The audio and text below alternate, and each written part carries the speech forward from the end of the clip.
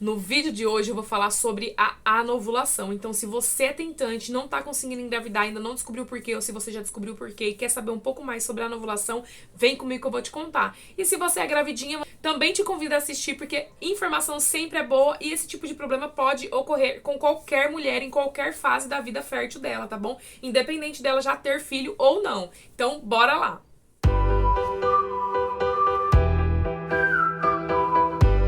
Olá, meus amores! Tudo bem com vocês? Sejam muito bem-vindos ao meu canal, sejam muito bem-vindos a mais este vídeo no canal. Pra quem não me conhece, eu sou a Angélica, sou dona e criadora da página Mamães Online.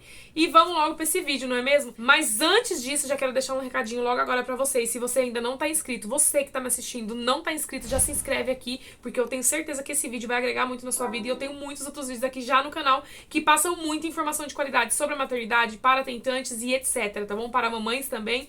Então, bora lá sem enrolação. Já vamos começar com o que é a anovulação. Então, o que é isso? Que termo é esse, Angélica? Eu vou falar pra vocês.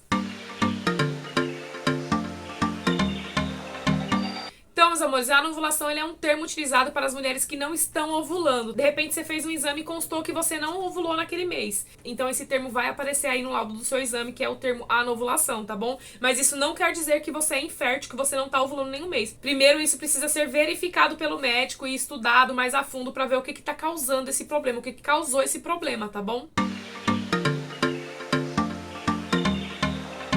Então, como vocês viram aí, a gente vai falar as causas mais frequentes que podem aí ocasionar na mulher uma anovulação. Então, o primeiro fator é estar abaixo do peso, tá? Então, se você tá com o seu peso baixo aí, fica ligadinho que isso aí pode causar problemas, tá bom? Inclusive a anovulação. O segundo fator é a obesidade. Então, assim como estar abaixo do peso também causa um problema, a obesidade também causa ainda maior. Porque quem está acima do peso tem ainda mais chance de desenvolver a síndrome dos ovários policísticos, tá bom? O terceiro fator é o excesso de exercícios físicos. Então, você aí que é super saudável, que ama fazer exercício, mas está fazendo aí a mais, está se esforçando muito, fazendo muito exercício fora do limite, fora do controle, cuidado que isso pode te acarretar em outros problemas, inclusive, tá bom? Não só na anovulação. E esse é um dos quesitos também para esse tipo de problema. O quarto fator são distúrbios emocionais, como por exemplo, ansiedade, depressão, estresse. Então, tudo que envolve o seu emocional, o seu psicológico, também pode te atrapalhar aí na hora de engravidar e causar essa anovulação, tá bom?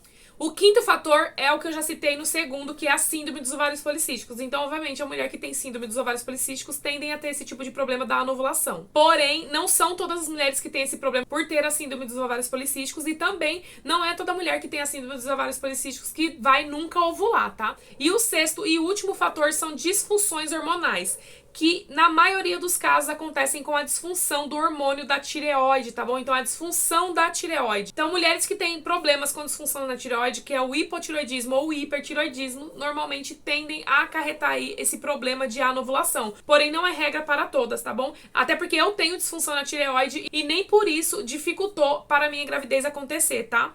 Muito pelo contrário, foi super fácil, apesar de que eu já tinha controlado o meu problema, tá bom? Eu sempre faço tratamento tomando os meus remédios certinho, tá bom?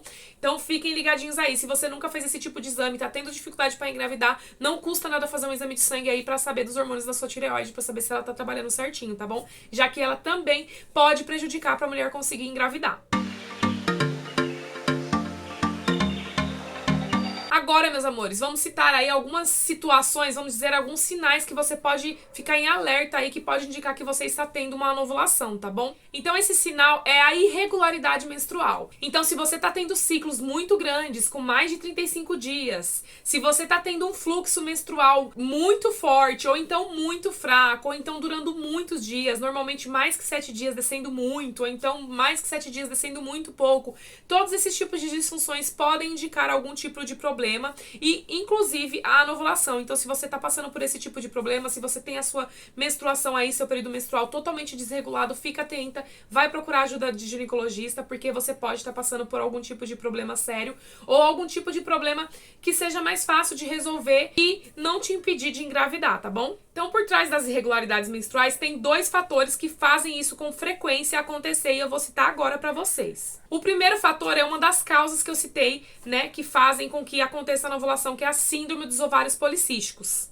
E uma coisa que eu quero relacionar sobre a síndrome dos ovários policísticos é o que eu já falei um pouco anteriormente. Então, não necessariamente a mulher que tem a síndrome dos ovários policísticos não vai nunca ovular, né? Ela pode sim ter uma ovulação agora, daqui 2 meses não, um mês sim, um mês não, 2 meses sim, 2 meses não. Pode ser muito relativo isso aí, tá bom? Não é todas as mulheres que têm a síndrome dos ovários policísticos que não vão ovular de nenhuma forma. Isso vai de caso para caso, de grau para grau da síndrome que você está. E o nome que se dá para esse tipo de ovulação é a ovulação intermitente, tá? E o segundo fator que eu deixei aqui pra vocês é as disfunções na tireoide, que foi o que eu já falei pra vocês aqui anteriormente, tá bom? Então, normalmente, quem tem disfunção na tireoide e não está controlada, tende a ter sim dificuldade para engravidar, tá bom? E pra você que não sabe, boa parte dos hormônios que são liberados pelo órgão da tireoide fazem com que também os folículos sejam amadurecidos para que de fato eles se rompam e liberem o óvulo. Então, obviamente, se você tá com essa disfunção na tireoide, esse hormônio não vai estar sendo liberado na quantidade certa para o seu organismo e atrapalhando com que esse folículo seja amadurecido corretamente no tempo certo e o seu óvulo seja liberado para quando você ter relação,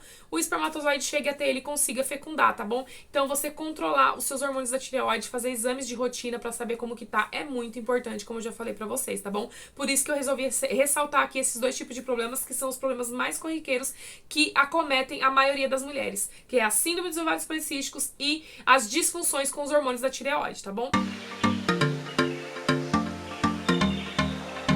Então, meus amores, agora é hora de conhecer o tratamento, que é a parte boa disso tudo, né? Tem tratamento pra esse tipo de problema, que é a anovulação, tá? E eu vou citar agora pra vocês qual é o principal tratamento feito para esse tipo de problema. Então, o principal tratamento é a estimulação ovariana, tá bom? Eu vou falar um pouquinho como que funciona esse processo. A estimulação ovariana, ela basicamente consiste na introdução de medicamentos hormonais bem próximos dos naturais, né, que o nosso corpo teria que produzir, que o seu corpo teria que produzir, para que, de fato, aconteça essa estimulação e estimule mais folículos para você ter mais chance de engravidar, tá bom? E normalmente esse processo é feito no início do ciclo menstrual, ou seja, então assim que ela menstrua, esse processo é feito nela, tá bom? E é acompanhado por ultrassonografias, que é o que vai mostrar o momento ideal para que os mesmos sejam induzidos ao amadurecimento e à ovulação de fato. Porém, meus amores, tem duas técnicas que são utilizadas em cima aí desse processo do estímulo ovariano, da estimulação ovariana, tá bom?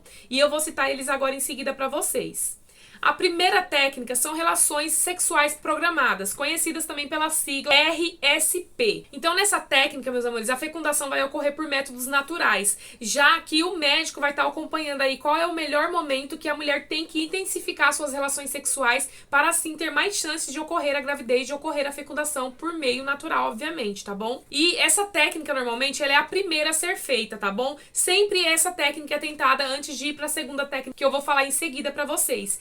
E ela é mais indicada para fazer em mulheres a partir dos 35 anos, tá bom? Que tenham aí as suas tubas uterinas saudáveis, que tenham uma boa quantidade de reserva de óvulos aí. E também em mulheres que têm a SOP, que é a síndrome dos ovários policísticos. Porém, meus amores, isso não é regra. Você, de repente, pode estar tentando e ter outro tipo de problema que eu não estou citando aqui pra você. E você também pode vir a passar por esse tipo de tratamento, tá bom? Não é regra. Eu só estou falando que ele normalmente é feito mais... Que ele normalmente é feito mais feito com mulheres com 35 anos, com síndrome dos ovários policísticos e que tenham aí, de fato, seu sistema reprodutor saudável, com condições de ocorrer a fecundação pelo método natural. Então, no caso aí, o médico só vai dar um empurrãozinho aí, estimulando os folículos, tá bom? Para que você tenha mais chance. Então, normalmente, a mulher ovula um óvulo por mês, tá bom? E com esse tipo de tratamento, né, que vai estimular a ovulação, eles tendem a estimular mais folículos ali, para poder estar liberando óvulos, tá bom? Então, normalmente, se libera mais do que um óvulo. A mulher, inclusive, pode engravidar até de gêmeos, tá bom? Então, isso aí é mais um empurrãozinho do médico para poder ajudar a mulher a conseguir engravidar pelo método natural, pela fecundação natural, tá bom? Agora vamos falar da segunda técnica. A segunda técnica também é muito conhecida pelas mulheres, que é a fertilização in vitro, conhecida como a sigla FIV, tá bom?